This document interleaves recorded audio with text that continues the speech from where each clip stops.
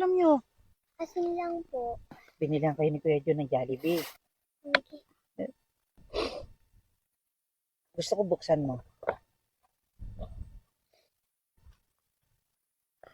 Maraming salamat po sa inyo. Mga bata, oh. Mga estudyante kumakain dito sa ilalim ng puno. Ano ginagawa nyo dyan? Kain po. Bakit kayo dito kumakain? Nahihiya po kami kumain sa school po namin kasi wala po kami ulam. Anong ulam nyo? Asin lang po. Asin lang?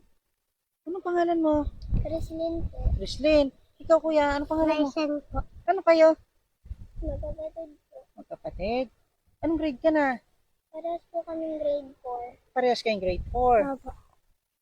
Ilang taong ka na? Ako po 12 kasi po huminto po ako. Ikaw, 10 po. 10 years old. Kaya kayo dito kumakain dahil nahihiya kayo? Opo. Saan kayo nag-aaral? Doon pa po. Abang naman to guys, dalawang magkapatid. Kung nahihiya silang kumain dahil wala silang ulam. Asin lang ang ulam nyo? Opo. Ganun din po kahit sa bahay po namin. Lahat po ng pamilya ko po, ganun din po ang ulam. Asin din? Opo. Saan ba nagtatrabaho yung magulang? Mama ko po sa bahay lang po. Yung papa ko extra lang po sa mga trabaho. Pangarap ka ba sa buhay? Opo. Ano pangarap mo? Gusto ko po makapagtapos para lang po matulungan yung pamilya ko po. Okay lang yan.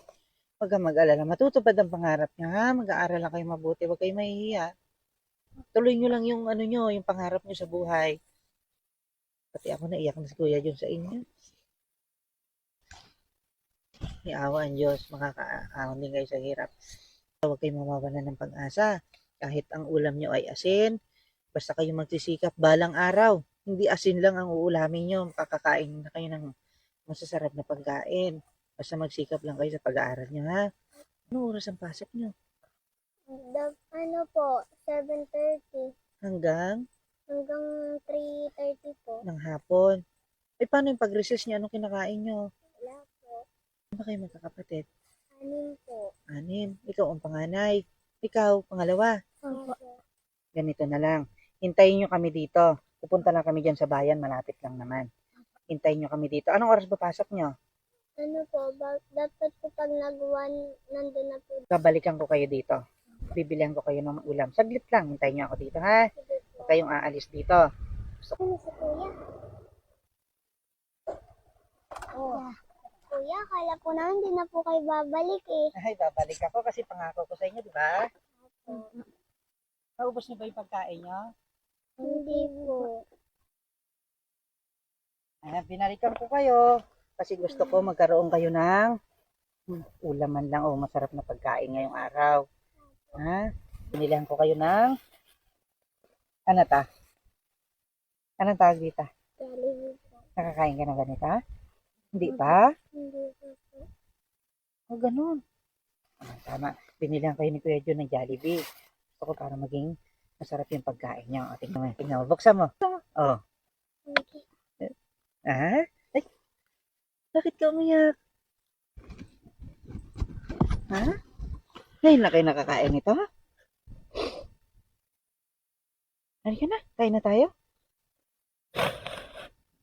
Ayun guys, talagang naiiyak tong dalawang magkapatid na to. Talagang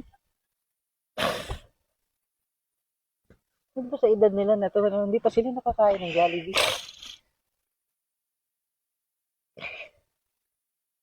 Hindi ba kayo nakakapunta ng bayan? Ha? Ay, ito. Kainin nyo to, ha?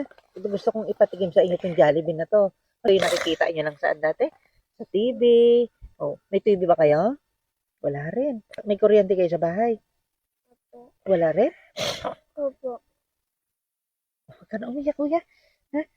Kung may matira kayo, iuwi nyo doon sa kapatid nyo para may makain kayo. Oh, ngayon, tignan nyo. Oh, dali. Hindi na po namin kakainin. Doon na lang po sa bahay para sabay-sabay po kami magkakapatid at magulang ko po. Napakabait naman itong bata na to. Hindi pa rin ba nakakatikim yung mga kapatid mo ng ganito? Hindi rin po. Marami naman to. Oh, marami yan, oh. Okay lang po. Ha?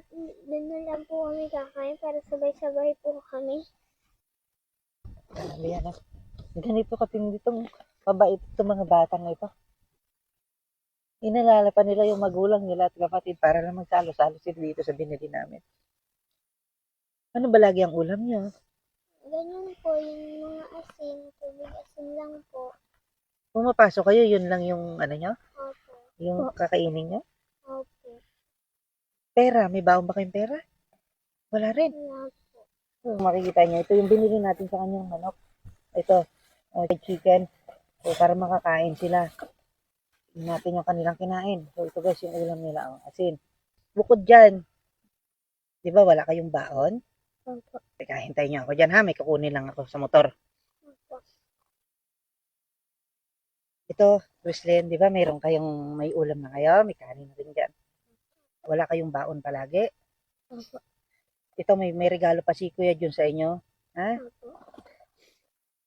Gusto ko buksan mo. Ayan. Mat po. Ito, gamitin niyo ito pang baon niyo ha. Opo.